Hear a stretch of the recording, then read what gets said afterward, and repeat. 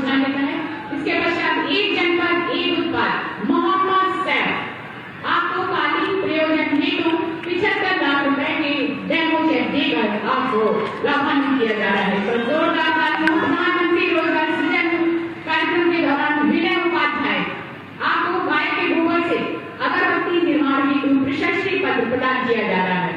एक बार जोरदार तालियां सभी लाभार्थियों के लिए।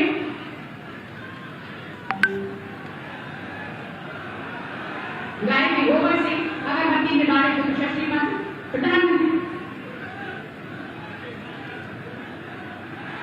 प्रधानमंत्री आवास योजना क्षेत्रीय प्रदीप दुबे आपको आवास की चाबी और प्रमाण पत्र वितरित किया जा रहा है। एक बार जोरदार तालियां। प्रधानमंत्री स्वनिधि योजना श्रीमती पार्वती देवी आपको प्रमाण पत्र प्रदान किया जा रहा है। इसके पश्चात कन्या विवाह सहायता योजना के अंतर्गत श्री राजकुमार आपको 55,000 रुपए का डेमो चेक देकर सम्मानित किया जा रहा है। इसके पश्चात राष्ट्रीय ग्रामीण आजीविका मिशन के तहत पूजा यादव आपको 20 सखी को आपको डिवाइस वितरित की जाती है। राष्ट्रीय ग्रामीण आजीविका मिशन के अंतर्गत शिखा सिंह आपको CCL प्रमाण पत्र वितरित किया जा रहा है।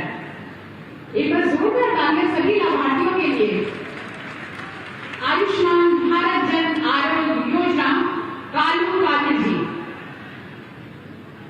आपको आयुष्मान कार्ड वितरित किया जा रहा है। ये हमारे नन्हे मुन्ने सर्व शिक्षा अभियान के तहत हमारी काव्या सिंह कक्षा 3 की छात्रा है। एक बार जोरदार तालियां। आपको निःशुल्क पाठ्य पुस्तक वितरित की जा रही है। भावना वर्मा कक्षा 5 की छात्रा।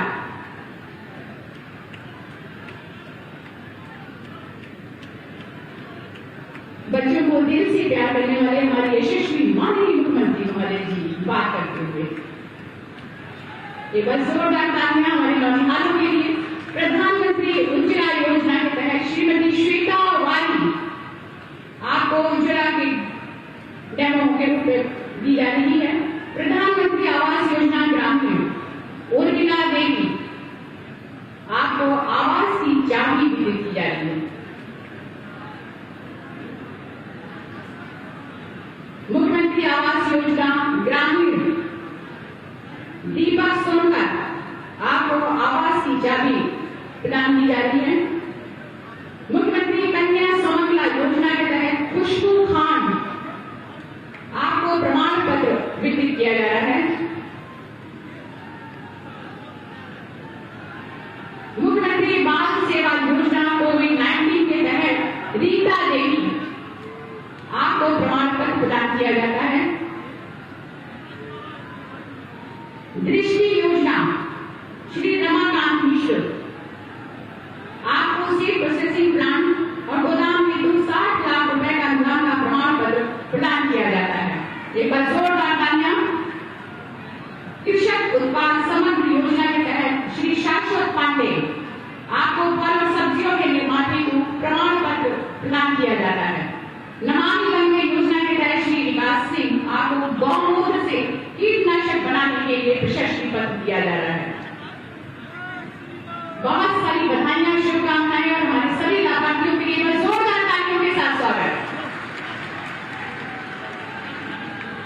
प्रदेश के हर वर्ग, जाति, क्षेत्र, धर्म, उम्र के लोगों के जीवन को सरल और सहज बनाने के लिए अनवरत प्रयासरत हमारे आसमान के सूरज के समान दीप्तमान होने वाले, अपनी मेहनत से सार्थक करने वाले हर स्वप्न को मैं सादर आमंत्रित करने से पहले परम आदरणीय श्री माननीय मुख्यमंत्री महोदय जी के लिए बस 1-2 पंक्तियां कहना चाहूंगी। उनकी मेहनत को देखते हुए कि जब टूटने लगे हौसले तो बस ये याद रखना, जब टूटने लगे हौसले तो बस ये याद रखना कि बिना मेहनत के तक तो ताज नहीं मिलते और ढूंढ लेते हैं अंधेरों में मंजिल अपनी, क्योंकि सूरज कभी रोशनी के मोहताज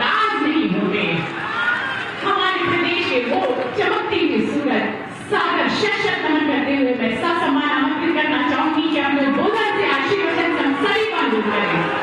जोरदार ताली के साथ स्वागत। जय श्री राम।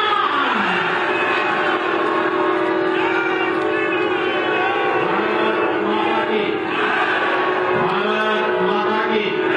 भारत माता की, वंदे वंदे वंदे।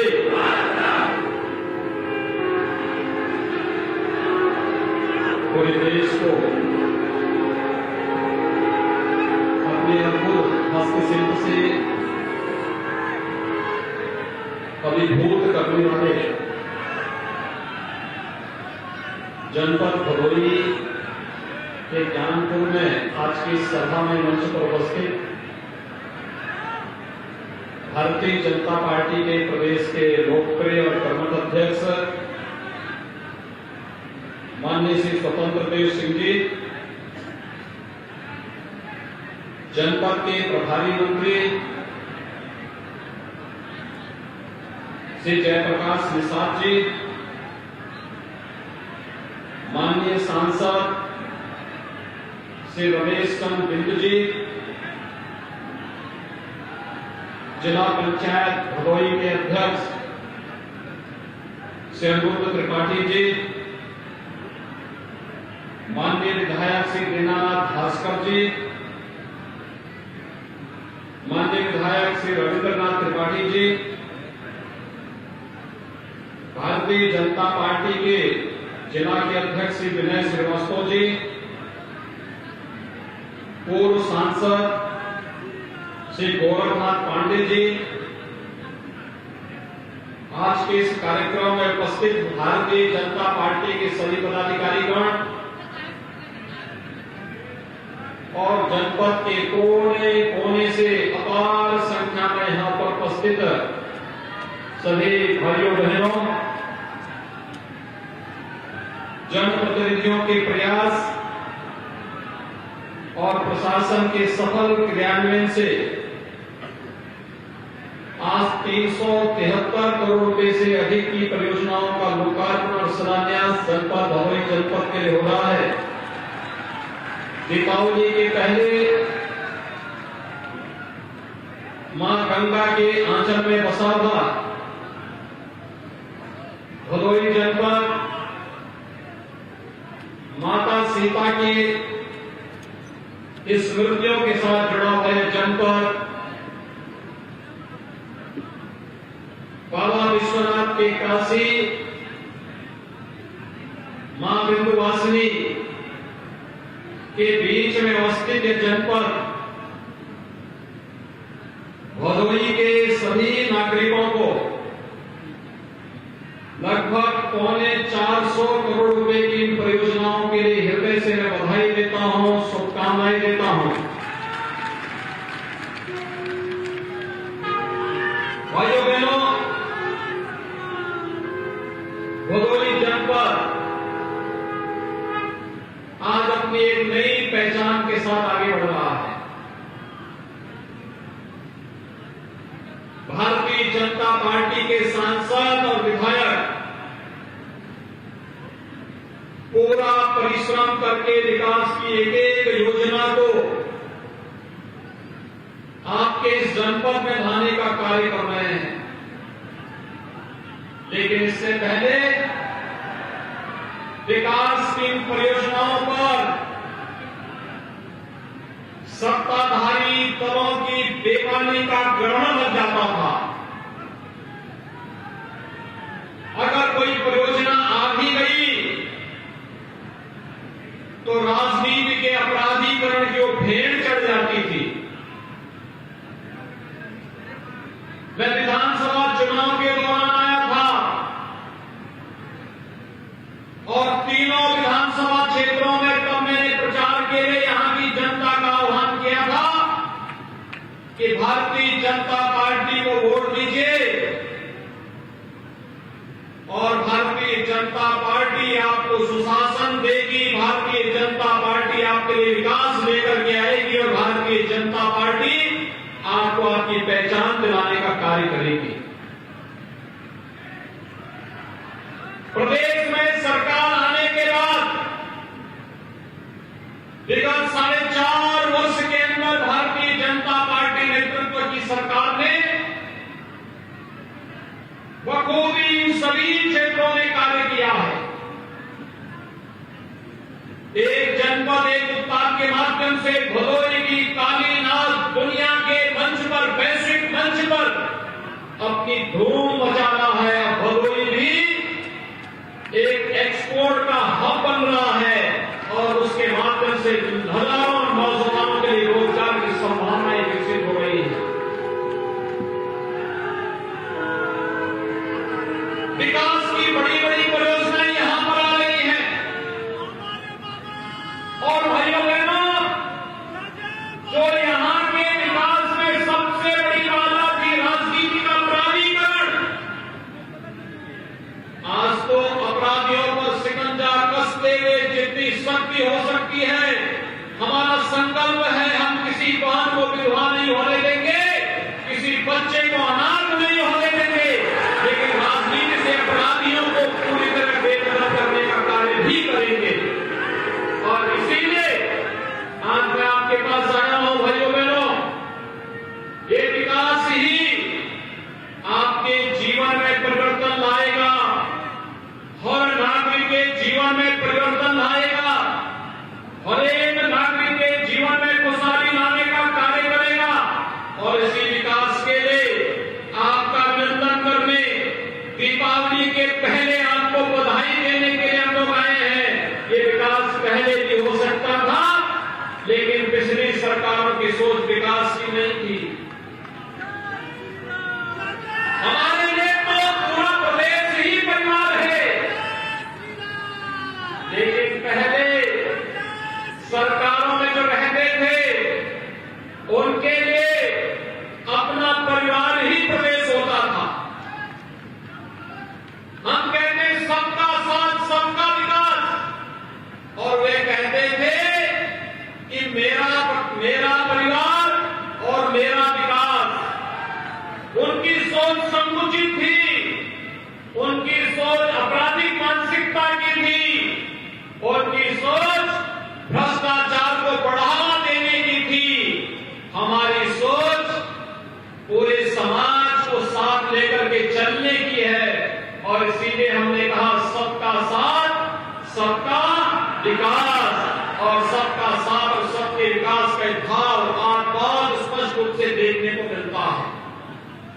भाइयों बहनों, मैं अभी यहां पर जनपद भदोही के लोक कल्याणकारी परियोजनाओं पर नजर डाल रहा था और जो मैंने देखा है, भदोही जनपद की कुल आबादी है 15,78,000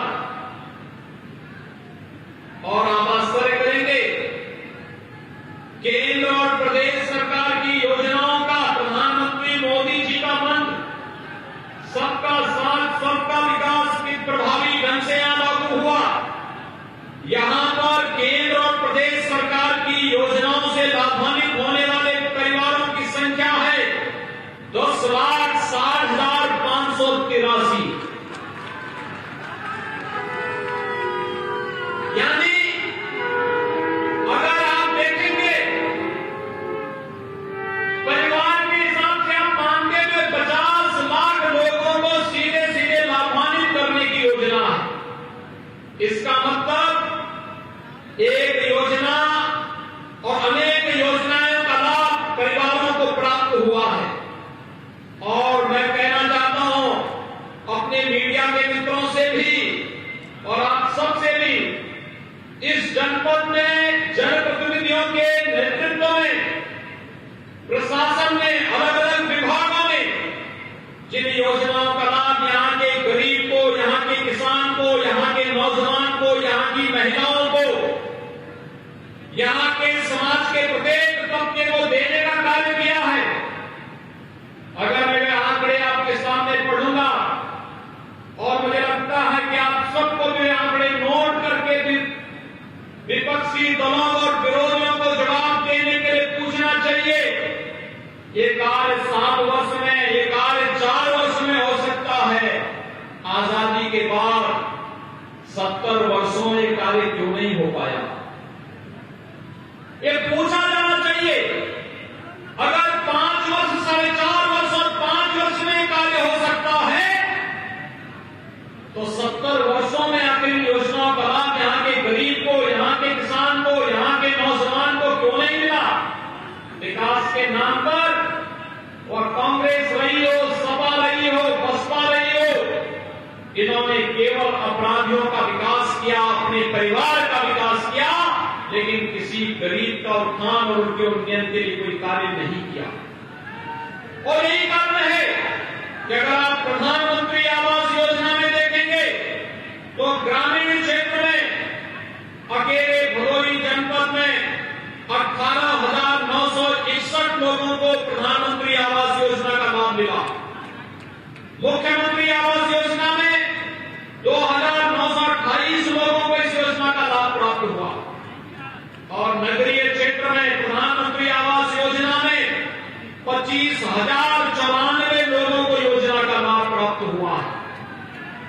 स्वच्छ भारत मिशन में 1,28,325 परिवारों को एक शौचालय उपलब्ध करवाने का कार्य केंद्र और प्रदेश सरकार ने किया है। भाइयों बहनों, ये तो व्यक्तिगत शौचालय है। अभी गांव-गांव में सामुदायिक शौचालयों की एक लंबी श्रृंखला हर ग्राम पंचायत में खड़ी हो चुकी है। ग्राम सचिवालय का निर्माण अलग से बन रहा है।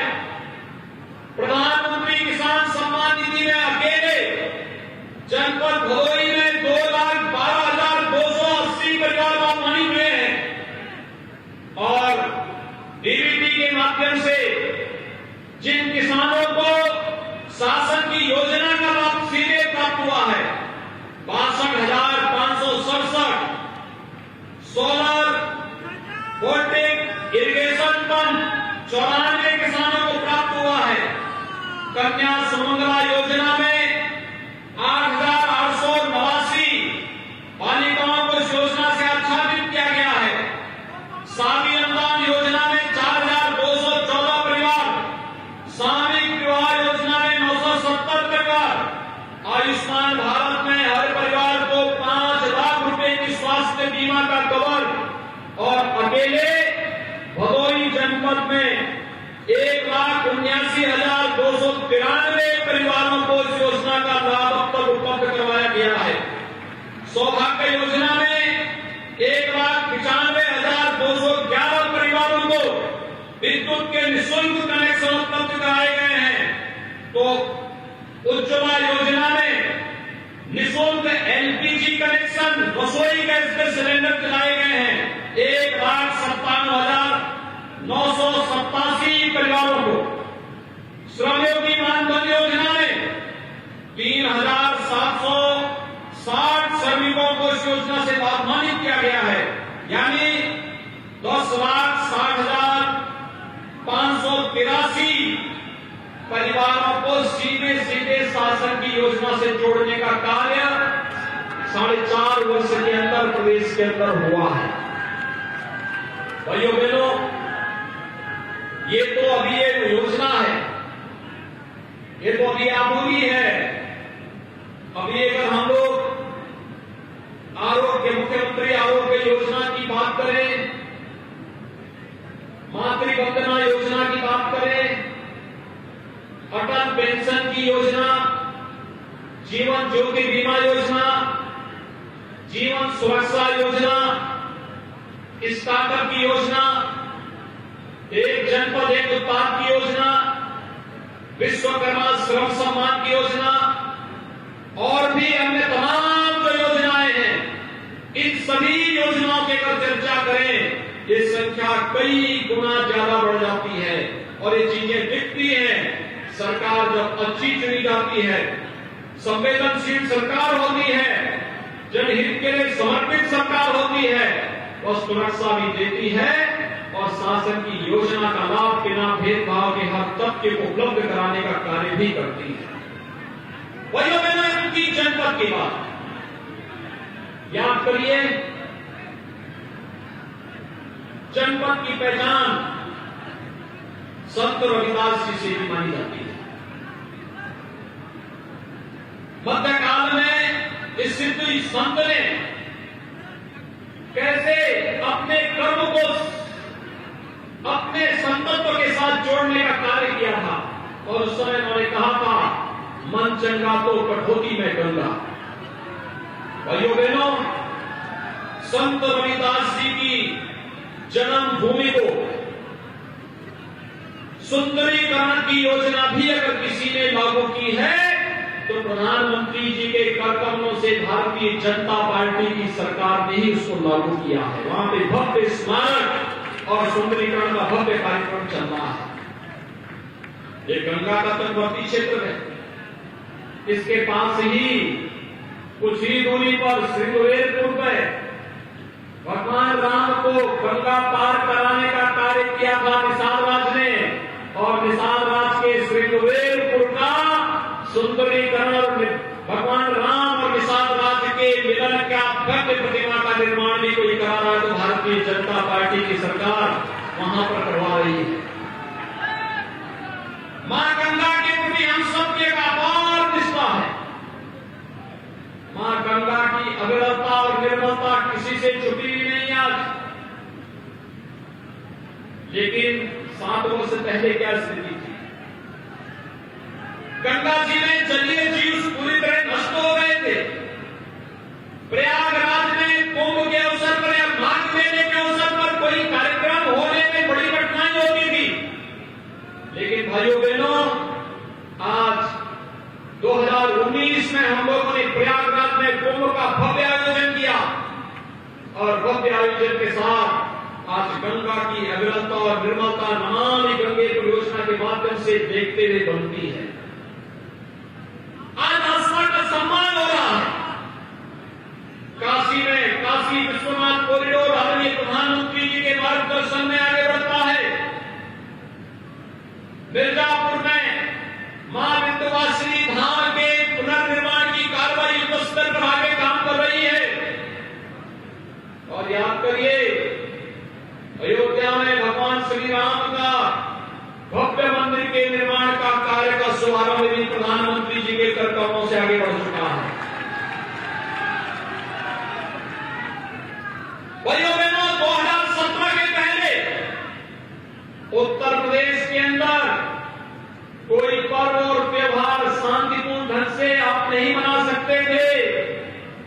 पर्व और त्योहार आता था और फिर कर्फ्यू लग जाता था, दंगे शुरू हो जाते थे, पेशेवर दंगाई आकर के पर्व और त्योहारों में खलल डालने का कार्य करते थे।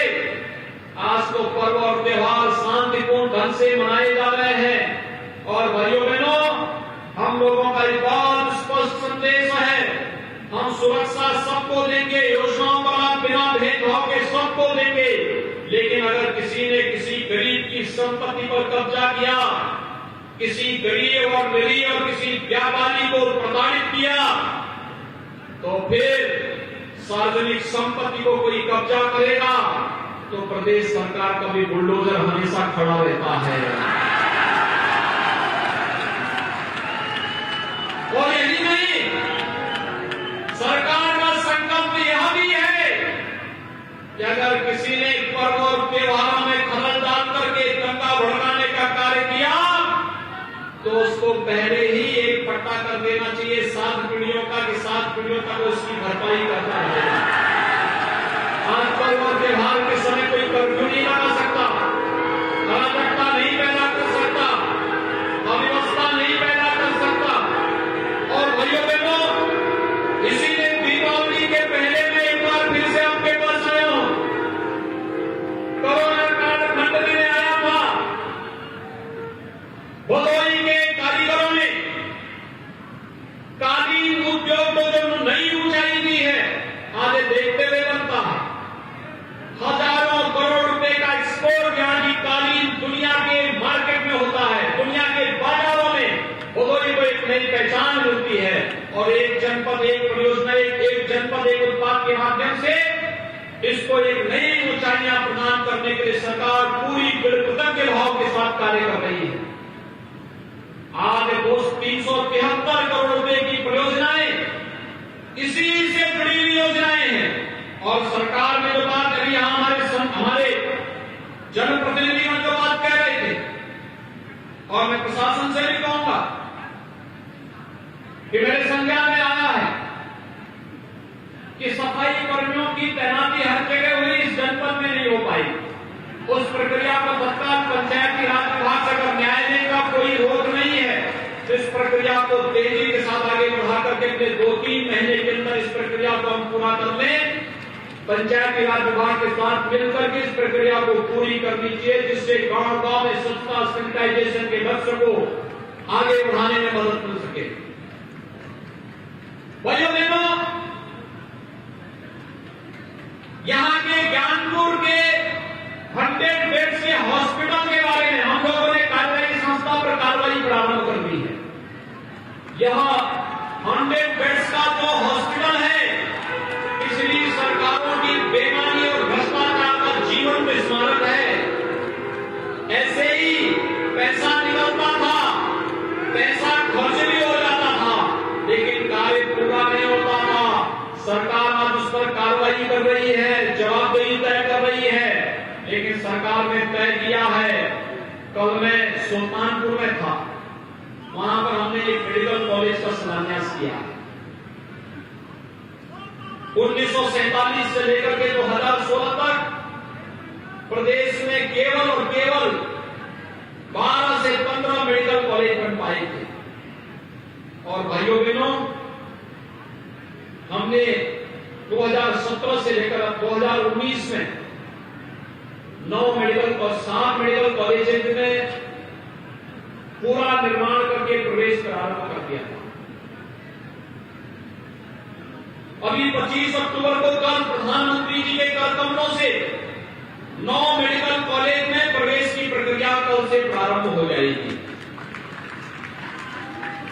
14 नए मेडिकल कॉलेज हम लोग बना रहे हैं, ये केंद्र सरकार के सहयोग से, और राज्य सरकार भी अपने स्तर पर कुछ नए मेडिकल कॉलेज बना रही है।